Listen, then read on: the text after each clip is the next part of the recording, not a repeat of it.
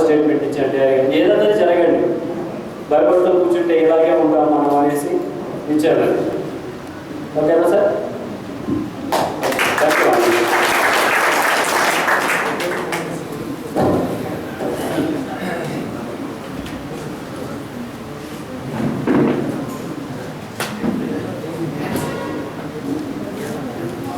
ఈ సభాముఖంగా కొన్ని విషయాలు నేను తెలియజేస్తుంది.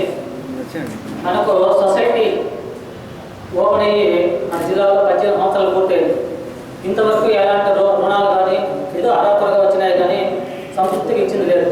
ఈ సంవత్సరం గాను 10 సొసైటీలు ఎంపిక చేసి ఒక్కో సొసైటీకి 12 మందికి లబ్ధి పొందే అవకాశం కల్పించారు. ఈ నెల 10వ తారీఖున పాలకవర్గ సభ్యుల సమావేశం జరిగింది. అక్కడ కొన్ని వివరాలు తెలియజేశారు. ఆ విషయాలు చెప్పిన తర్వాత దేనికి మన వాళ్ళు సొసైటీలో ఉన్న వాళ్ళు ముందుకు రావడం లేదు.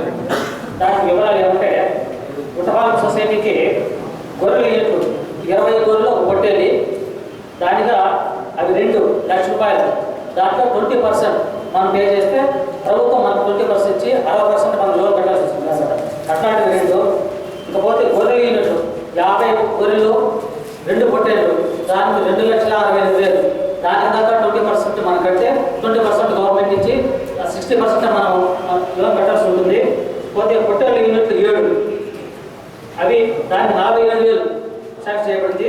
ఇంకపోతే పాత్ర గడ్డి సేలేజ్ అన్నమాట, దానికి గోరు తీసి ఆ చుట్టూ సిమెంట్ వేసి పై కప్పు వేసి, అంటే జొన్న, మొక్కజొన్న, ఇంకా అలసంద, ఈ సొప్ప అన్నమాట, దాన్ని ఆరబెట్టి ఆ మేతను ఎండాకాలంలో పశువులకు కానీ కొద్దికి ఉపయోగించుకోవడం కోసమే ఈ విధంగా 12 మందికి మా సొసైటీలో లబ్ధి కల్పిస్తే ఊరికి పోయి ఫోన్ చేసి, పోలైన గ్రామాలకు ఫోన్ చేసి పల్లెకి చెప్తే ఇంతవరకు కొంతమంది కూడా మేము తీసుకుంటామని ముందుకు రావడం.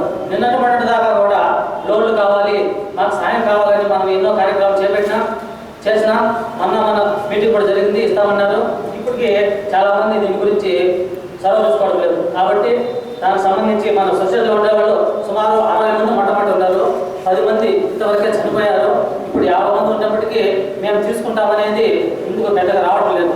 కాబట్టి ఈ విషయం చెప్పుకునే దాన్ని బట్టి నాకు సిగ్గుగా ఉందన్నమాట. ఈ సభగా తెలియజేస్తున్నాను. కాబట్టి దీన్ని మీరు ప్రతి ఒక్కరూ సొసైటీలో ఉండేవాళ్ళు లబ్ధి పొందాలి.